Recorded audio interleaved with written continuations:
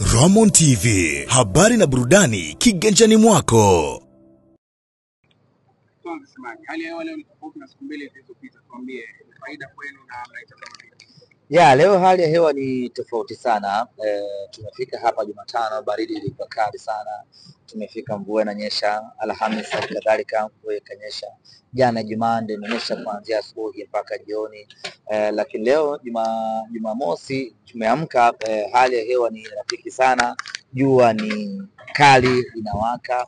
Hii ni kusema ya kwamba kama hali itaendelea hivi na wataalamu wa masuala ya hali ya hewa wanasema ya kwamba leo na kesho hali ni shwari, hakuna mvua. Maana yake ni kwamba tutapata mazingira mazuri ya hali ya hewa ya kutuwezesha Simba kupambana na kushindana.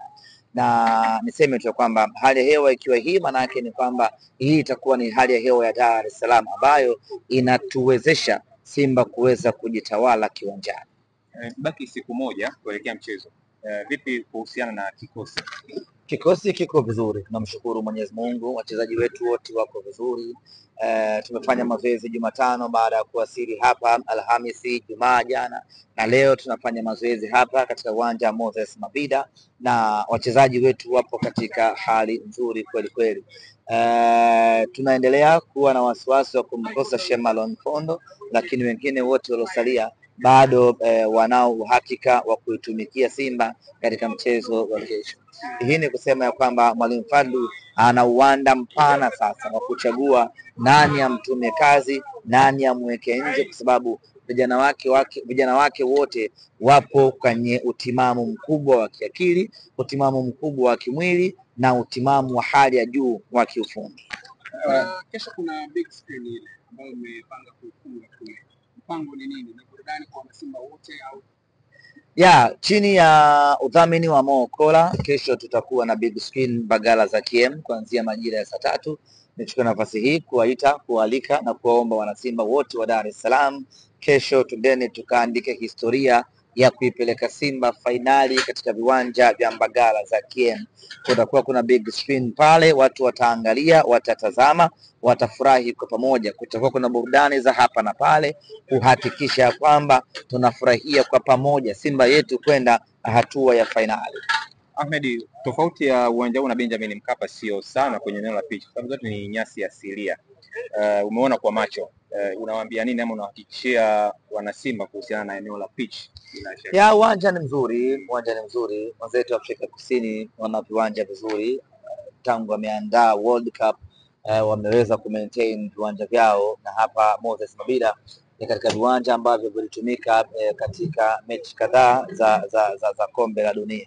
Kwa ni uwanja ambao una fit standard za FIFA. Kama kombe la dunia limechezwa hapa, maana yake huo ni uwanja mzuri, ni uwanja ambao una kiti vigezo vya Simba Sports Club, lakini hawajauacha ukachaka. Wameendelea ku maintain kwa sababu unatumika katika mechi mbalimbali za ligi kuu ya hapa Afrika Kusini. Kwa bado ni kiwanja kizuri, na kama ambavyo unaona wanakifanyia matengenezo ili kiendelee kuwa kizuri zaidi. Kwenye uwanja kanzo kukimbia mita nyingi na mpira bila kupoteza.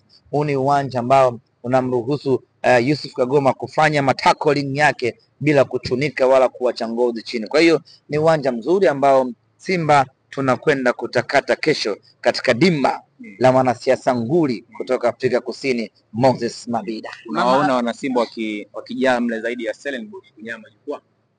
Huo ndio mpango wetu, tuwapate mashabiki wengi wa Simba. Ni dhahiri shahiri ya kwamba sisi tutakuwa wengi kuliko Stellenbosch, kwa sababu Stellenbosch kwanza hana mashabiki, lakini kwa hapa Durban hana mashabiki kabisa. Labda tu waamue kuja kwa sababu ni timu yao ya Afrika Kusini, na viingilio wameweka very dusko randi 30 kama shilingi 4,500, 4,000 mpaka 5,000. Hela fulani ndogo hivi ambayo inawezekana wanaweza wakapata mashabiki simti kwa sababu kiingilio ni kidogo. Lakini hata sisi hatukai kinyonge, tunafanya kila kinachowezekana kualika mashabiki kutoka sehemu mbalimbali waje kwenye mchezo wetu huu. Tunawaalika mashabiki wote wa Simba wa hapa Durban, wa Tanzania wa hapa Durban na maeneo mengine ya Afrika Kusini waje waipe nguvu timu yao. Imani yetu ni kwamba sisi tutawazidi Stellenbosch kwa wingi wa mashabiki uwanjani, na hilo likifanikiwa, basi Mnyama anakwenda fainali, kwa sababu tayari tunakuwa na nguvu ya mashabiki kutoka jukwaani. Roman TV, habari na burudani kiganjani mwako.